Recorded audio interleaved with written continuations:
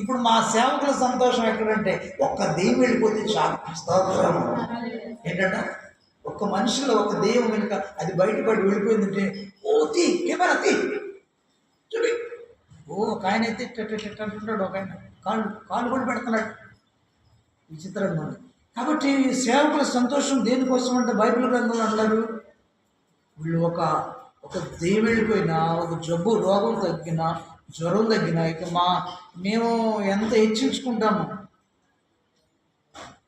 అవి వెళ్ళిపోయినంత మాత్రాన్ని మేము సంతోషించకూడదంట.